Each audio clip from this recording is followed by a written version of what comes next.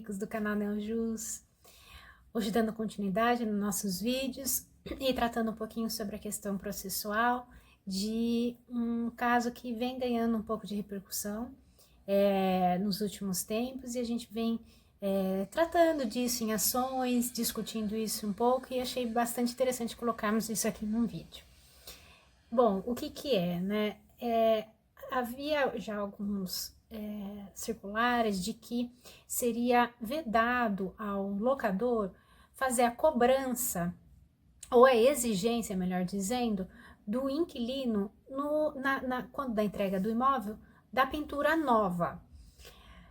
Seja porque o imóvel foi entregue com uma pintura antiga, seja porque o imóvel sofreu desgastes naturais, ou seja, nada que se o próprio locador estivesse fazendo uso do imóvel, isso não acontecesse, e assim sucessivamente. Bom, no primeiro momento se revela uma situação adequada, porque se o imóvel sofreu um desgaste natural, isso não é motivo para cobrança do inquilino.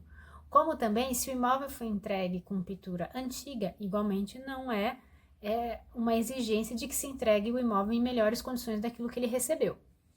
Mas é importante a gente observar que existe o princípio que rege os contratos, chamado pacta sunt servanda, em que pese ele não seja absoluto, toda regra existe a sua exceção.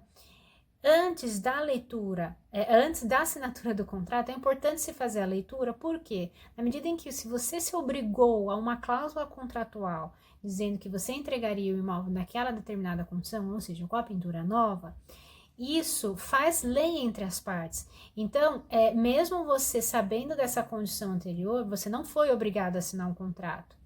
Mas, se você se obrigou àquilo, num primeiro momento, você deve cumprir, a menos que você queira colocar isso em discussão judicialmente, notificar o locador nesse sentido, para tentar reavaliar essa situação de uma forma que seja adequada às partes e à realidade do contrato e à realidade da locação. Mas isso tudo se revela a dois pontos. Um, o pacta sunt servanda. Outro, a onerosidade excessiva do contrato frente àquilo que as partes vivenciaram efetivamente. Como nós dissemos, existe sim a possibilidade, lógico, de discussão isso judicialmente, mas existem essas duas ponderações que é importante se observar.